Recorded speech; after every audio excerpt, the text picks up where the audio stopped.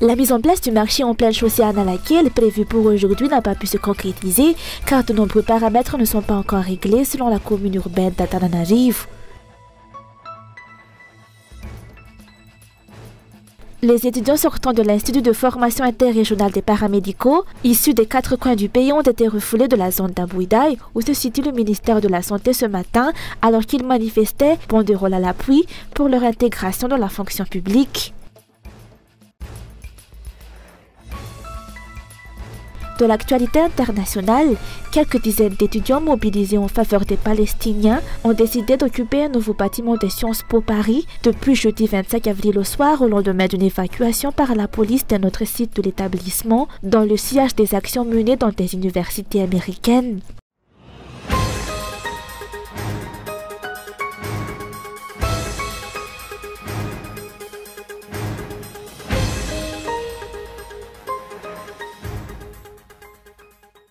La mise en place du marché en pleine chaussée à Analakil, prévue pour aujourd'hui, n'a pas pu se concrétiser car de nombreux paramètres ne sont pas encore réglés selon la commune urbaine d'Antananarivo. Cette décision autorisant les commerçants à vendre sur la chaussée a surpris les habitants de la capitale. Pendant de nombreuses années, les vendeurs étaient réprimés lorsqu'ils perturbaient la circulation et maintenant, sous l'administration du PDS, ils obtiennent cette autorisation. De plus, Analakil et ses environs sont parmi les endroits les plus congestionnés et cette décision réduira encore davantage des portions de route disponibles pour la circulation. Les embouteillages sont assurément garantis, ont affirmé les conducteurs de bus, de taxi et de mototaxi une fois que cette décision de la commune sera appliquée. Les chaussées sont destinées aux chauffeurs et non aux commerçants. Cette décision risque d'aggraver la congestion des rues, ce qui rendra la conduite encore plus difficile. Il y aura un impact négatif sur nos revenus. De plus, les embouteillages sont déjà une source de frustration, mais la cohabitation avec les commerçants sont parfois encore plus difficiles à vivre. Rappelons que selon cette décision du PDS et de son équipe, ce sont les commerçants qui vendaient sur les trottoirs qui seront déplacés vers ce marché en pleine chaussée. Cette situation aura un impact sur les commerces qui ne sont pas concernés par ce transfert.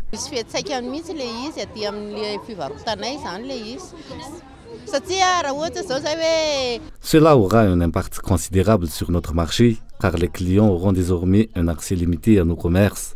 Ils ne seront pas enclins à faire des détours pour nous atteindre. Ils achèteront simplement ce qu'ils trouveront à proximité. Cette nouvelle contrainte ne fera qu'aggraver notre situation déjà précaire.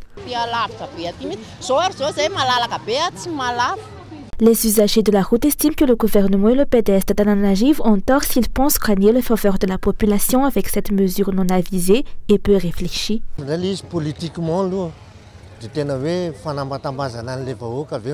C'est politique. Une tentative pour gagner les faveurs des citoyens afin d'apaiser les tensions à l'approche des élections.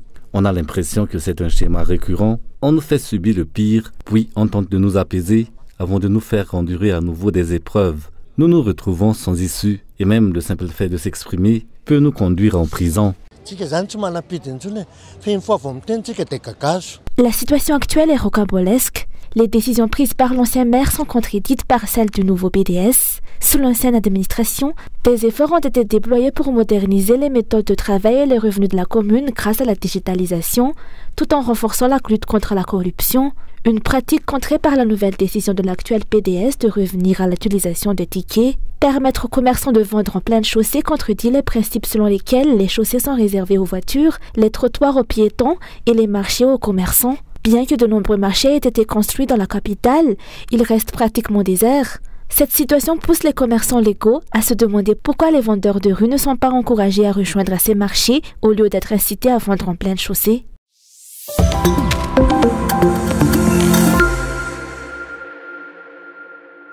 Les étudiants sortant de l'IFIRP, l'Institut de formation interrégionale des paramédicaux issus des 4 coins du pays, ont été refoulés de la zone d'Abouidaï où se situe le ministère de la Santé ce matin, alors qu'ils manifestaient banderoles à l'appui pour leur intégration dans la fonction publique. Ces jeunes paramédicaux sont issus des promotions 2020, 2021 et 2022. Aujourd'hui, nous manifestons pour revendiquer nos droits. Nous devons avoir la priorité dans le recrutement des paramédicaux effectué par le ministère de la Santé. Nous avons terminé nos études depuis 2020, nous sommes en 2024 et il n'y a toujours rien.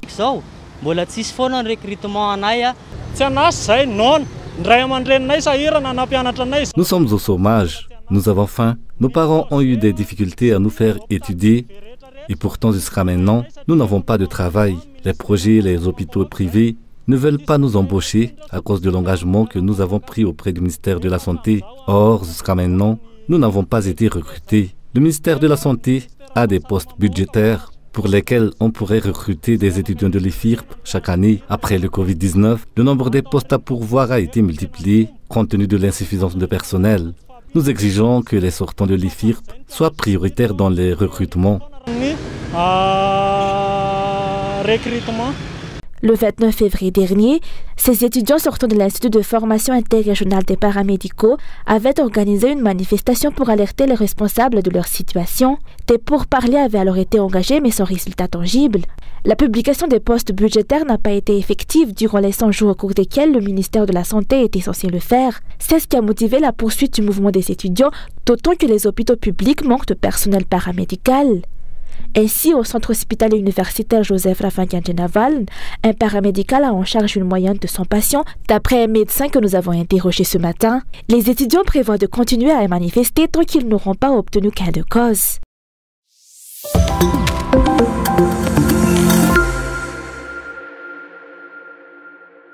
La NRCM, Autorité nationale de régulation de la communication médiatique, n'est toujours pas en place dans le contexte électoral ambiant. Bien que les conditions requises pour son établissement soient réunies, le gouvernement a jusqu'à présent négligé sa mise en place, tout comme plusieurs autres aspects essentiels qui demeurent encore à établir pour assurer la crédibilité, la transparence et l'acceptabilité des élections, telles que la révision du code électoral.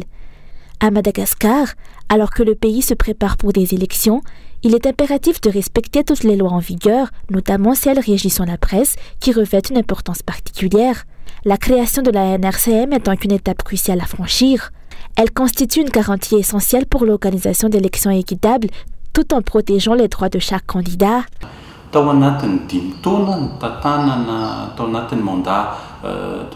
Pendant les 5 années du mandat d'Andradjouine, les conditions pour la mise en place de la NRCM étaient réunies, mais curieusement, cela n'a pas été une priorité. La loi stipule pourtant la nécessité de réguler le secteur médiatique, ce qui nécessite la création de la NRCM. Il est légitime de se demander si c'est justement le pouvoir et l'autorité accordée à cette institution qui suscitent des réticences à la mettre en place. Nous sommes actuellement en période électorale et la NRCM jouerait un rôle fondamental en établissant, par exemple, le temps de parole de chaque candidat sur l'ensemble des médias et non seulement sur les médias publics. Bien que la Commission électorale nationale indépendante remplisse actuellement cette fonction pour la chaîne publique, cette situation était censée être temporaire en attendant la création de la NRCM. Faute de cette dernière, en raison de l'inaction du gouvernement, les interventions sur les chaînes privées sont dictées par des considérations financières.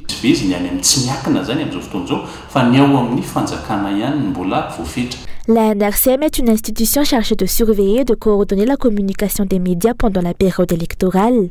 Son établissement aurait dû se faire depuis début septembre 2021. Cependant, le gouvernement dirigé par le Premier ministre Christian Tse semble avoir négligé ou tout simplement ignoré cette obligation. Une omission qui soulève des questions légitimes chez les observateurs.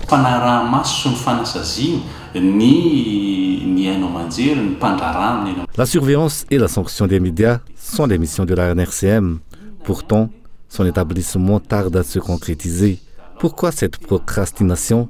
Est-ce que l'établissement de règles claires en matière de médias n'est pas une priorité? Ne pouvait-on pas le faire durant les 100 premiers jours, voire au cours des 5 dernières années, grâce à la NRCM? De nombreuses responsabilités pourraient être déléguées par le ministère, mais cela soulève des interrogations sur l'impartialité et la liberté des médias à Madagascar. Si la NRCM était mise en place et remplissait ses fonctions, cela pourrait clarifier cette question. Le ministère de la Communication devrait être l'initiateur de cette mise en place, suivi des différentes institutions qui devraient y être représentées. Alors pourquoi ce processus n'a-t-il pas encore été réalisé alors que toutes les institutions nécessaires pour la constituer sont déjà en place?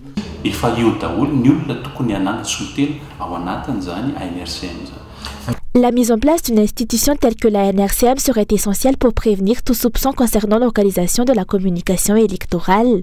Étant donné que toutes les conditions nécessaires sont réunies, il n'y a aucune raison valable pour que le gouvernement hésite ainsi à la mettre en place.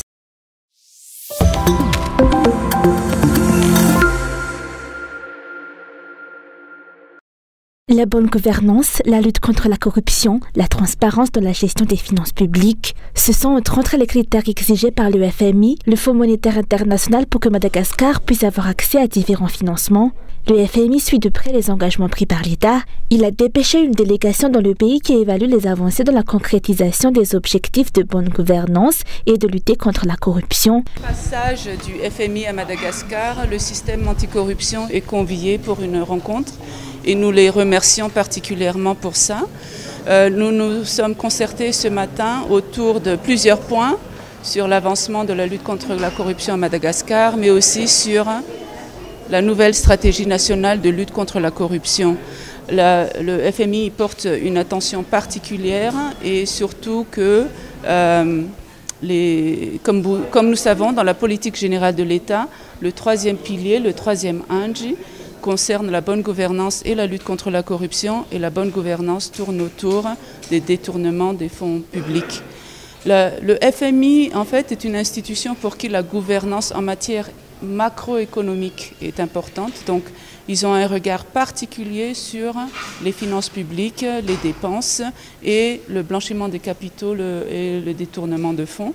Et c'est ainsi que nous nous sommes concertés avec eux pour discuter de l'intégration de ces éléments. Une nouvelle stratégie de lutte contre la corruption va être élaborée au sein du CSI, le Comité de sauvegarde de l'intégrité. Il s'agit d'une nouvelle stratégie nationale de lutte contre la corruption qui portera notamment sur la gestion des finances publiques. Dans la stratégie de 2015, vous savez, il y avait trois grands objectifs stratégiques. Le premier, c'était la mise en place du cadre institutionnel et législatif. Et je dirais que là, nous avons bien avancé. Mais le deuxième axe était les approches sectorielles, où il n'y a pas eu beaucoup d'avancées. Et une approche sectorielle particulière concerne les finances publiques. Et donc, nous espérons dans la nouvelle stratégie qu'il y aura plus de granularité, plus de précision sur les réformes à apporter pour avoir une meilleure gestion des finances publiques, des marchés publics, qu'il y ait plus de transparence et qu'il y ait moins de détournement et moins de corruption.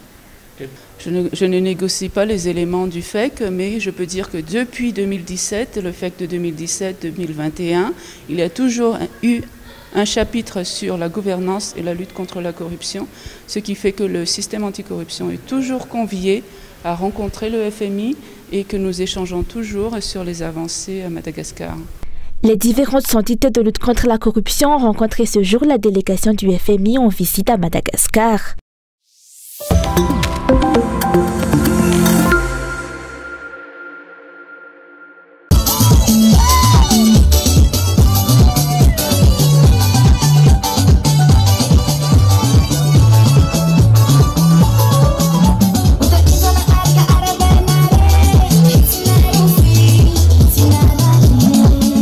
Les visites des candidats aux législatives du collectif An Malagas dans les communes du district d'Avarajan se sont poursuivies aujourd'hui avec la commune d'Akadnanjin.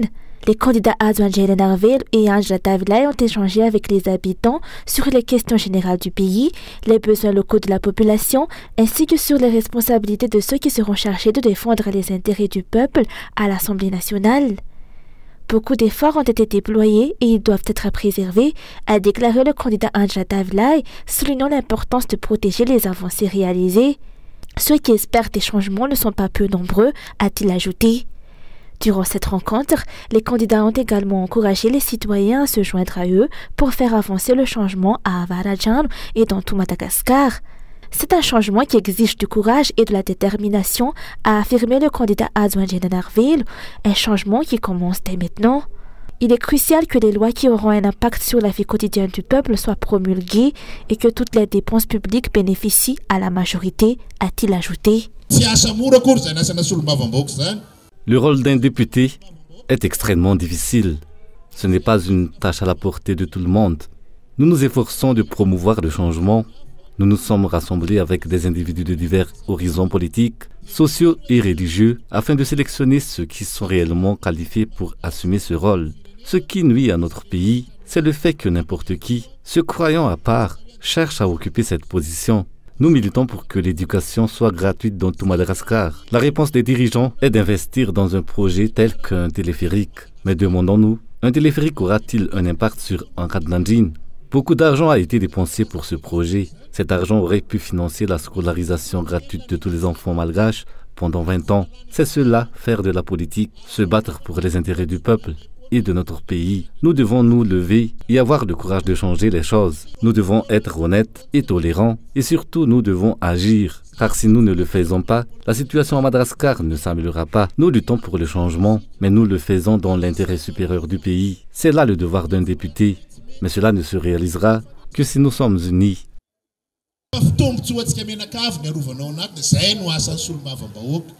Les candidats ont également exhorté les habitants à être rigoureux et vigilants lors de cette élection de proximité et à ne tolérer aucune forme de manipulation des votes. Demain, les candidats du collectif Al-Malagasy à Avaradjan visiteront les communes d'Andev et d'Ambouimalaz.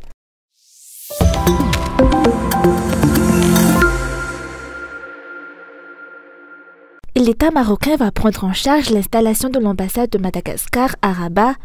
Le loyer, les frais de fonctionnement jusqu'à l'équipement de l'ambassade seront assurés par le Maroc. C'est ce qui ressort du compte-rendu du Conseil des ministres du 24 avril dernier. L'État malgache aura juste à adresser une note concernant l'emplacement souhaité pour l'installation de son ambassade et nommer son ambassadeur. Une telle situation interpelle dans la mesure où c'est la souveraineté nationale de Madagascar qui risque d'en faire les frais. Pour les experts en relations internationales, cette installation à titre gracieux aura un prix.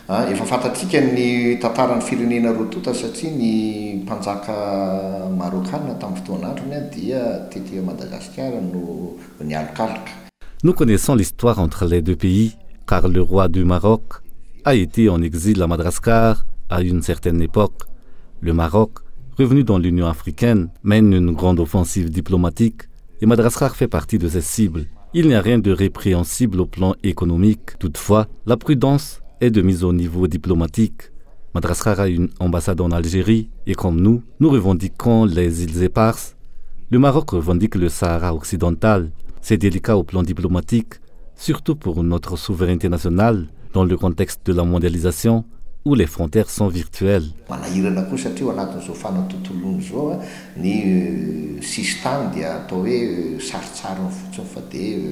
Au-delà du rôle de représentation diplomatique de Madagascar dans un pays étranger, une ambassade doit relever certains défis dont celui d'attirer les investisseurs étrangers à Madagascar. C'est un défi qui n'a pas été relevé jusqu'à maintenant, d'après cet expert qui préconise de nommer un ambassadeur selon des critères de choix bien définis.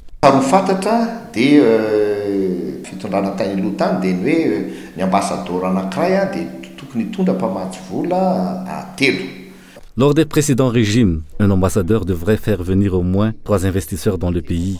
À l'heure actuelle, il est difficile de déterminer si nos ambassades sont réellement productives. Nous avons en ce moment 20 ambassades avec plusieurs juridictions. Quel est leur coût par rapport à ce qu'elles rapportent au pays? Il ne faut pas nommer seulement des politiciens, mais plutôt des techniciens qui ont appris la diplomatie. Si on ne maîtrise pas la diplomatie économique qu'on veut mettre en place ira à volo.